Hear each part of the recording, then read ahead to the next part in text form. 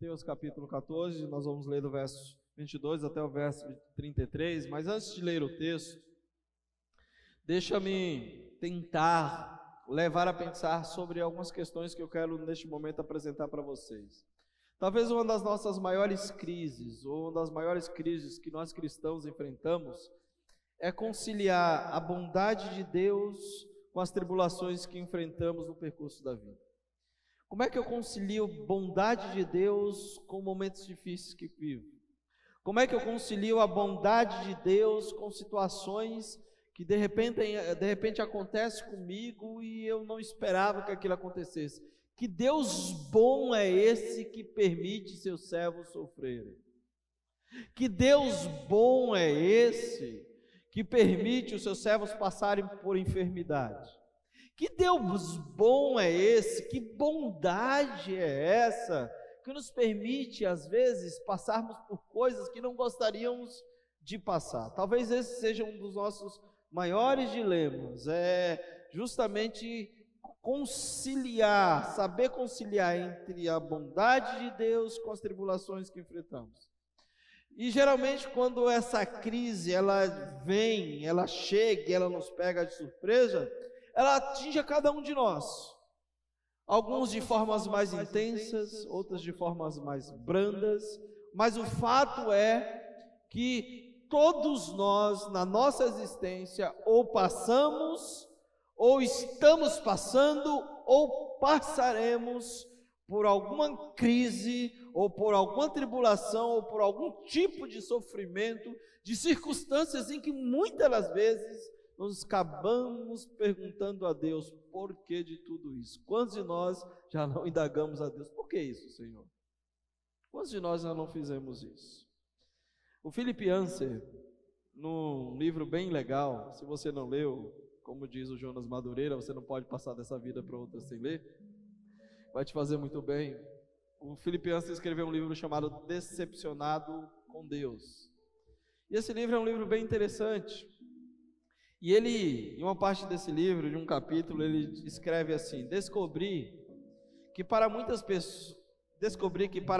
pessoas existe um grande abismo entre o que esperam da sua fé cristã e o que de fato acontece.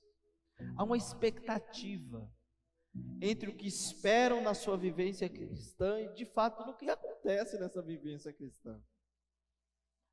A partir de um verdadeiro mundo de livros e sermões e testemunhos de autoajuda, todos prometendo vitória e sucesso, eles aprendem a esperar que Deus atue de modo impressionante em suas vidas.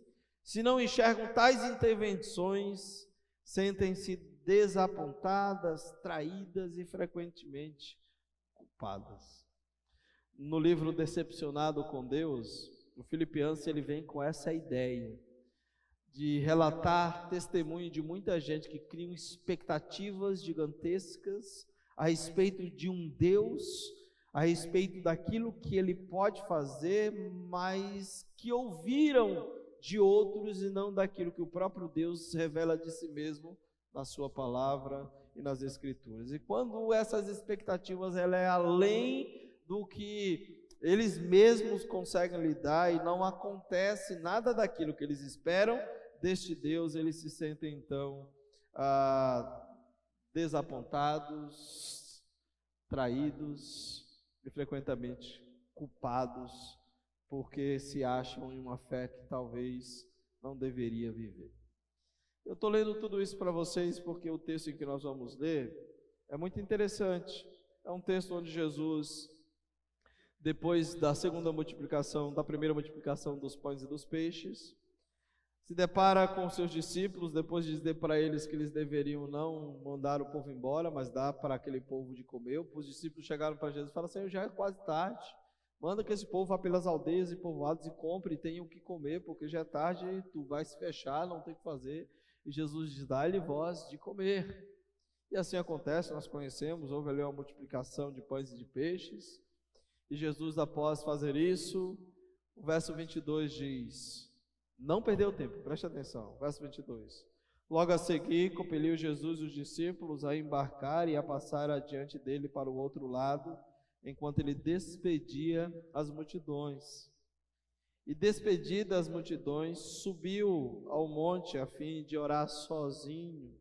É muito interessante dar uma pausa aqui, que sempre que depois de coisas como milagres ou multiplicação de pães e de peixes, ou como o cego, o paralítico andando, o cego enxergando, Jesus sempre se ausentava para orar. É importante pensarmos sobre isso. Ele sempre tinha um tempo a sós com Deus, sempre buscava o Senhor, sempre saía do meio do povo e se ausentava para refletir e orar. Continua aqui, verso 23. Em caindo a tarde, lá estava ele só. Entretanto, o barco já estava longe, e muitos estádios da terra, açoitado pelas ondas, porque o vento era contrário. Na quarta vigília da noite, Jesus foi ter com eles, andando por sobre o mar. E os discípulos, ao verem-no andando sobre as águas, ficaram aterrados e exclamaram: é um fantasma! E tomados de medo, gritaram. Mas Jesus imediatamente lhe disse: tende bom ânimo, sou eu, não temais. Respondeu-lhe Pedro e disse: se és tu, Senhor, manda-me ter contigo por sobre as águas. E ele disse: vem. E Pedro, descendo do barco, andou por sobre as águas e foi ter com Jesus.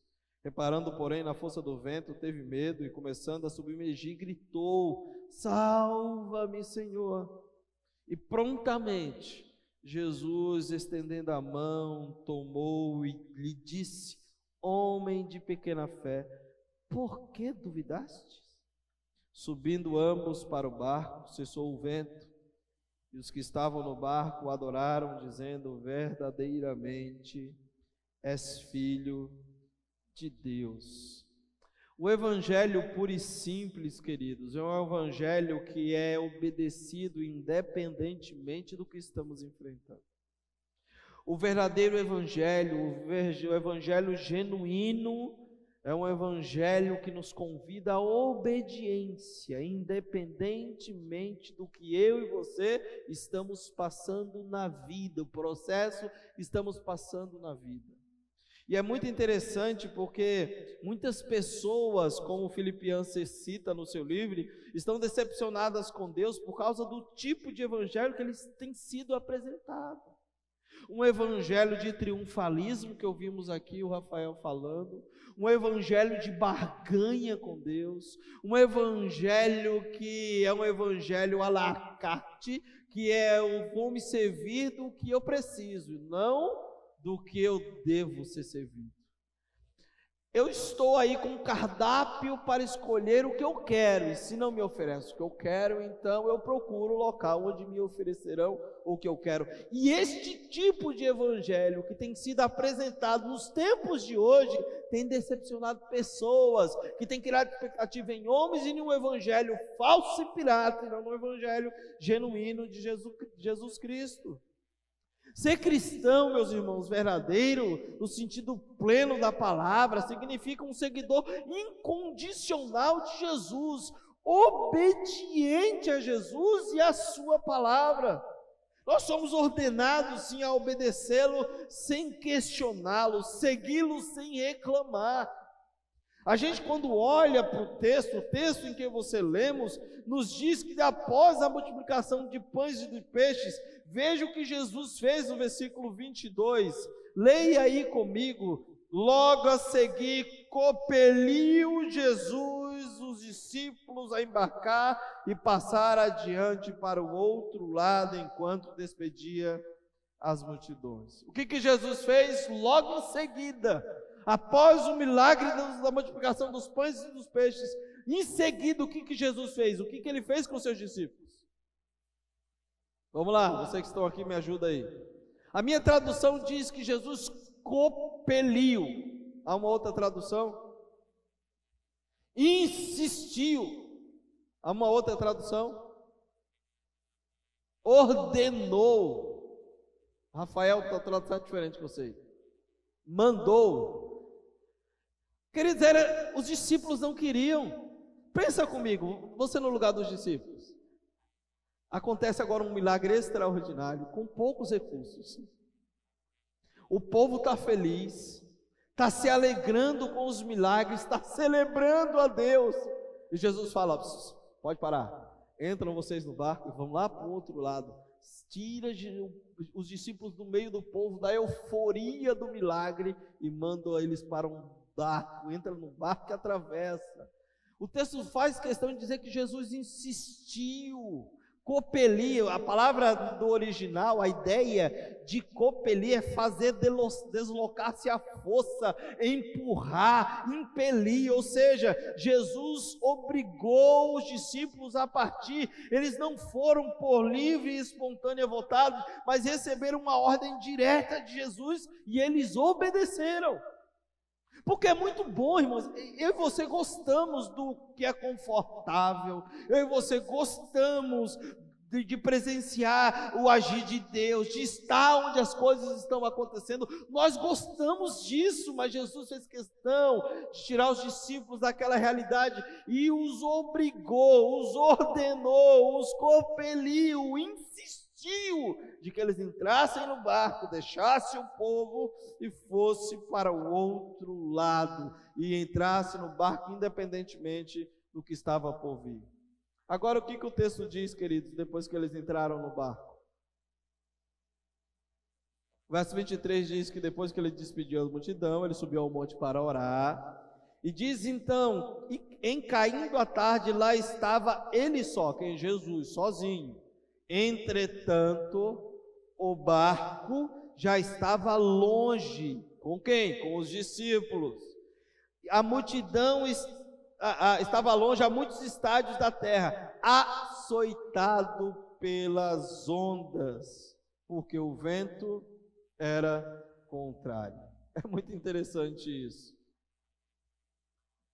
Em meio a essa obediência, o texto fala que na obediência deles, o mar se agitou, o vento era contrário, e aqui cabe novamente a pergunta: como podemos conciliar a obediência dos discípulos com os ventos contrários que se levantaram do barco?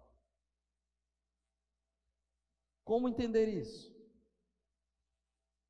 Como entender essa questão de eu não obedeci? Jesus não obrigou, Jesus não insistiu, eles obedeceram. Jesus é onisciente, sim ou não? Jesus sabia que a tempestade viria, então cai por terra toda a teoria de que quem obedece é feliz. Sim. Por que Jesus insistiu de que eles entrassem no barco, mesmo sabendo que eles enfrentariam uma tempestade? Mesmo sabendo de que eles passariam por apuros, que o vento seria contrário? O que Jesus estava querendo ensinar para os seus discípulos? Eu quero pensar com você nessa noite sobre esse texto, pois ele nos ensina muito sobre esse assunto, em conciliar a obediência a Deus aos momentos difíceis da vida. Lembra que eu falei? Uma das maiores crises de muitos cristãos que enfrentam é conciliar a bondade de Deus com as tribulações que passam na sua vida diariamente. Como conciliar agora a obediência dos discípulos, fazendo a vontade de Jesus, com os ventos contrários que se levantaram? Será que foi Jesus mesmo? Será que nós deveríamos ter obedecido? Era isso que deveríamos fazer? Nós estávamos lá, o milagre aconteceu, o povo estava se alimentando, nós poderíamos passar a noite, celebrar a Deus, glorificar a Deus. Mas por que nós tínhamos que sair, Senhor, já o pôr do sol, entrar no barco e a tempestade vem? Por que isso? E o primeiro ponto que eu quero que você reflita, em primeiro lugar, primeira lição, e quem obedece a Jesus passa por tempestades sim. Chega de evangelho triunfalista que diz: venha para Jesus que seus problemas acabarão. Irmãos, acabou? Alguém levanta a mão para ver. Não acabou não. Os problemas continuam, as dificuldades continuam, as tempestades se levantam em forma assim, às vezes de doença, às vezes de uma situação de trabalho, às vezes uma perseguição, situações difíceis vai acontecer o tempo inteiro. Então esse é o primeiro ponto e a primeira lição que o texto nos ensina. Não é porque eu obedeci que eu estou isento de passar por problema, não. Obediência é dever de quem é cristão genuíno e tem o desejo de agradar a Deus. Obediência é dever de quem quer agradar o Pai, mas obediência não nos livra, irmãos. Ah, Deus, eu for obediente agora, eu vou estar livre de algumas coisas. Não estaremos. Ah, Deus, eu fui obediente desde a minha juventude. Não importa. Nós ainda vivemos lutando diariamente dentro de uma realidade de um corpo que está em decomposição. Mas muita gente pega textos como esse para falar o contrário. Eu vejo claramente no texto os discípulos obedecendo, Jesus insistindo que eles assim o fizessem, e automaticamente, não muito tempo depois, passando por um grande problema. A vida é feita de lutas e dificuldades, não existe vida com Deus sem lutas. Aliás, o Senhor Jesus já deixou isso bem claro para os seus discípulos, quando ele disse para os seus discípulos, lá em João capítulo 16, verso 33, que no mundo eles passariam por aflições. Então, primeira lição, sim, quem obedece a Jesus passa assim por momentos difíceis da vida. É assim com todos nós, comigo e com você. Agora observe que a tempestade veio porque eles estavam dentro da vontade de Deus, não o contrário como Jonas. Eles estavam obedecendo a Deus, mesmo assim a tempestade surgiu.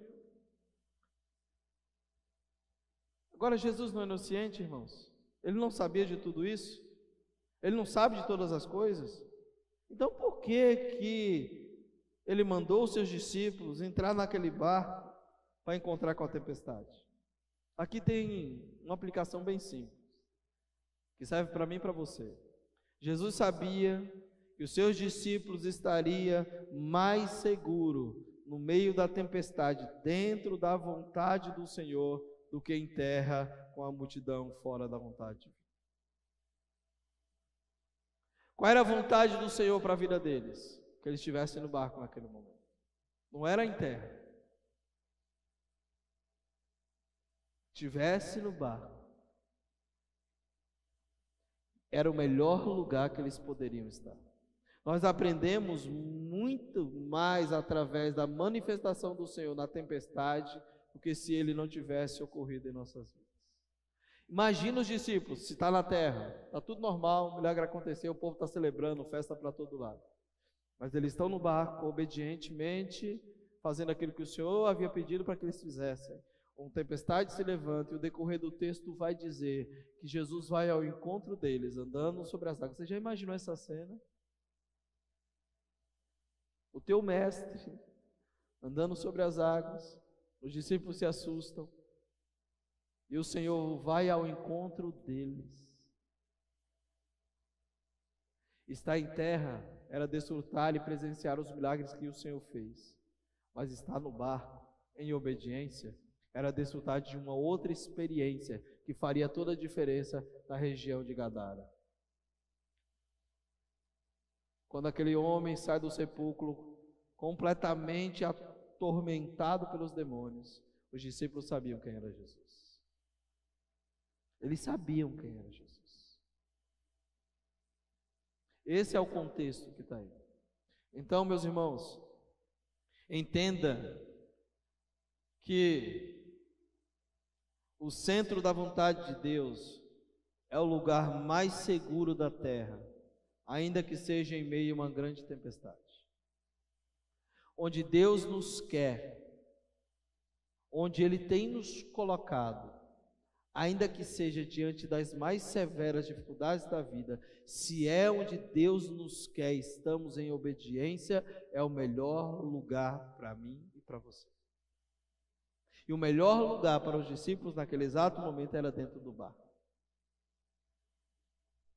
Eles obedeceram, mas a obediência deles não impediu de que a tempestade não se levantasse. Jesus estava querendo ensinar uma grande lição para os seus discípulos, como também ensina para mim e para você, que a gente deve obedecer ao Senhor ser fiel a Ele, independentemente daquilo que eu e você estaremos ou enfrentaremos na vida. Continue obediente, porque o melhor lugar de estarmos é onde Deus nos quer que estejamos.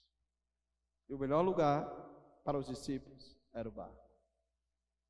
Então, sim, quem obedece passa por momentos difíceis da vida. E qualquer outro evangelho que lhes for ensinado, dizendo o contrário desta verdade, ele é um evangelho falsificado. Que diz que o crente que obedece não passa por problema. Passa sim, diariamente. Diariamente. A grande diferença é que na minha obediência, o Senhor sempre está presente e se agrada dela. Como é aqui? Veja a continuação do texto, a partir do verso 25 tem a segunda lição. Diz o texto: na quarta vigília da noite, foi Jesus ter com eles, andando sobre as águas. O Senhor vem ao nosso encontro e foi ao encontro dos discípulos para socorrê-los na hora mais intensa que eles estavam vivendo. O texto vai falar que, por volta, queridos, das 3 horas da manhã, entre 3 e 4 horas da manhã, o Senhor foi ao encontro dos discípulos. A tempestade agitando, batendo no barco.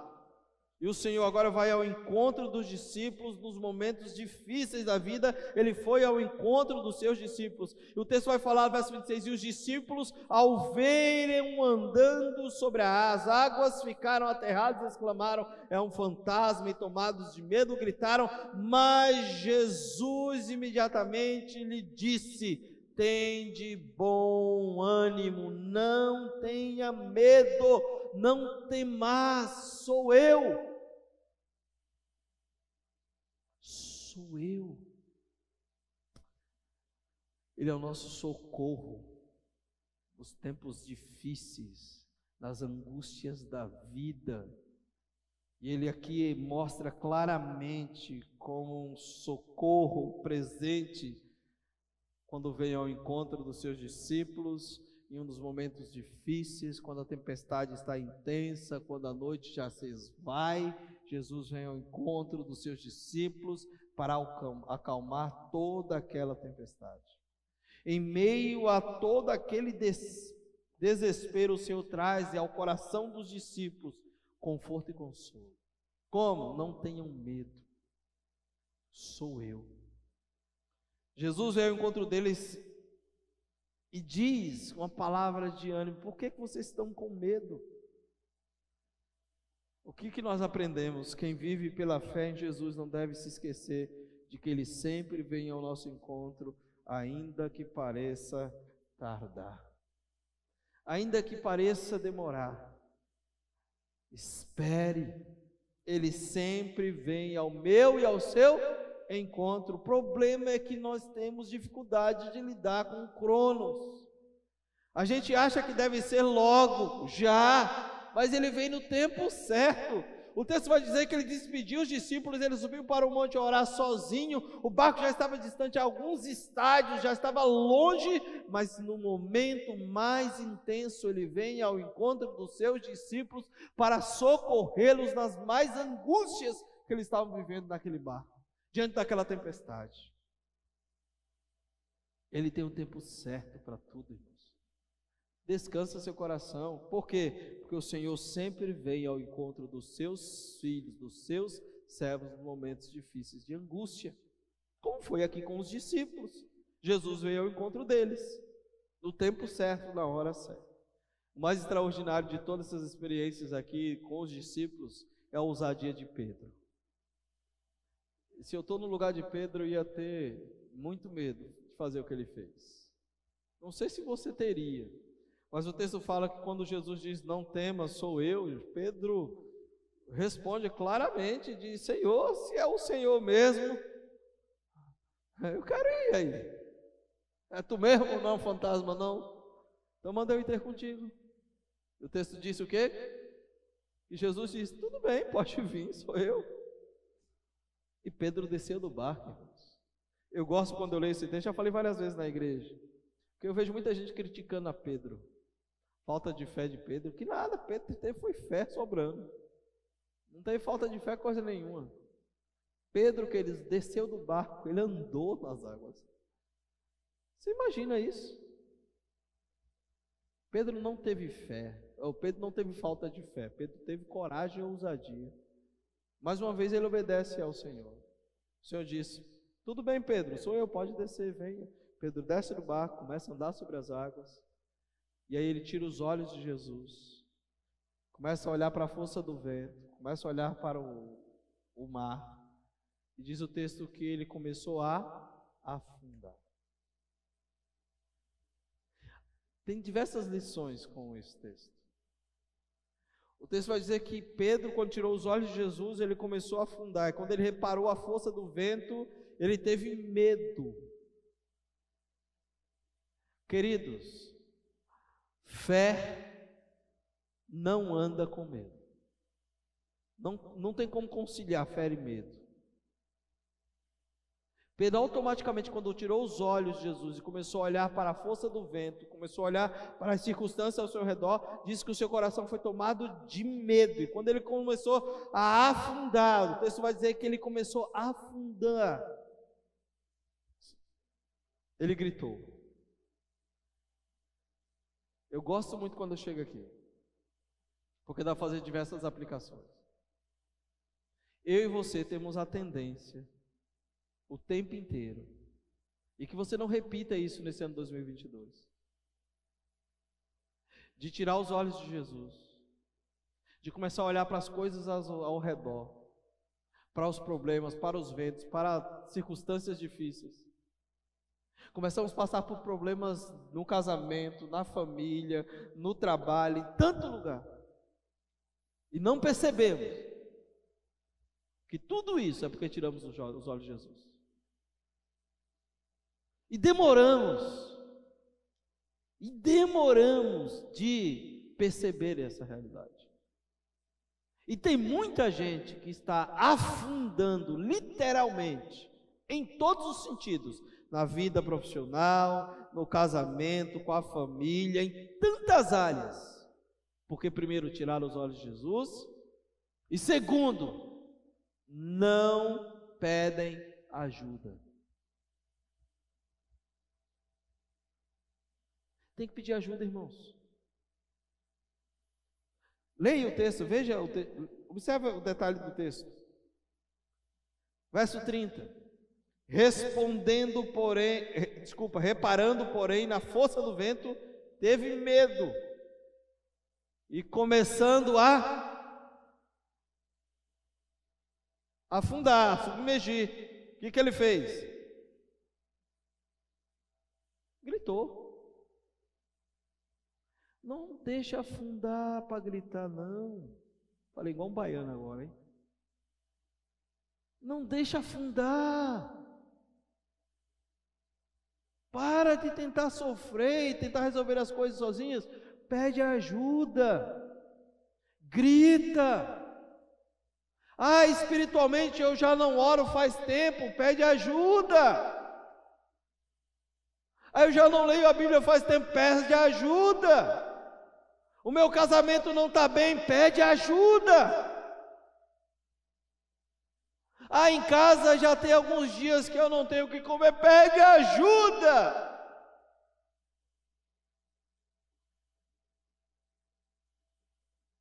Não é porque eu sou careca que é uma bola de cristal, eu não sei.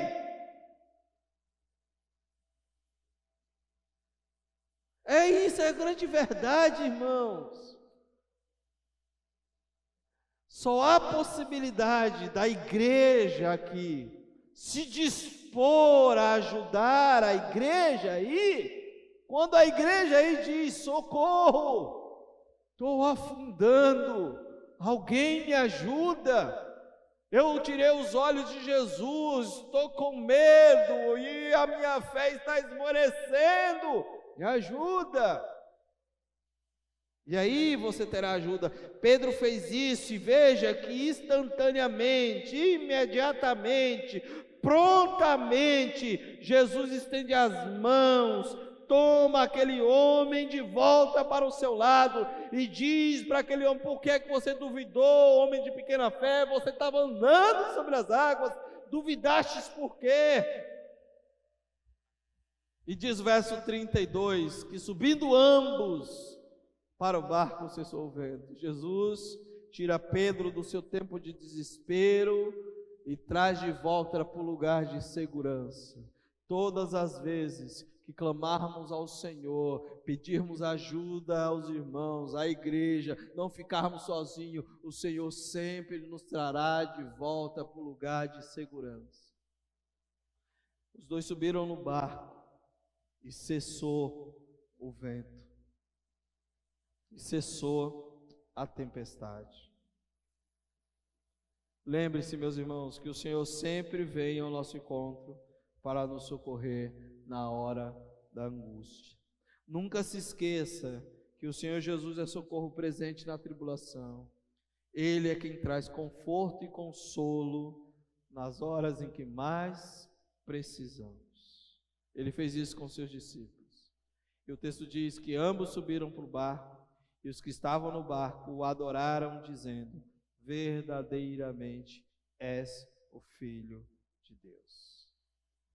É muito interessante, a ordem de Jesus foi cumprida pelos discípulos, mas mal sabiam que aquela obediência lhes traria uma das maiores experiências das suas vidas, em que após verdadeiramente reconhecem de que aquele homem que eles têm presenciado, multiplicação de peixes, pães, cegos enxergando, paralíticos andando, também é aquele que tem poder sobre a tempestade, sobre o mar, sobre o vento, sobre todas as coisas. E eles reconhecem verdadeiramente: este é o Messias, este é o Filho de Deus. O melhor lugar de estar é onde Deus nos quer, para vivermos as experiências com Ele e vivermos a sua vontade. Obedecer a Deus não é garantia de que não enfrentaremos dificuldades na vida, mas certamente nos levará a termos as experiências maiores e grandes que fortalecerão a nossa fé no decorrer de nossa caminhada com o Senhor. Esteja sempre obedecendo a Deus, obedeça ao Senhor, não importa se a tua obediência tem de fato lhe gerado tempestade. Queridos, é inevitável, vai acontecer. Quer ver? Simples, só para a gente concluir. A gente fala assim no trabalho: eu sou crente, eu não minto. Simples. Alguém liga, você atende, o patrão diz: isso que eu não estou. Jesus disse que você deve fazer o quê? Obedecer, não é? Quem? A Jesus. O que ele diz na sua palavra? Que nós devemos mentir?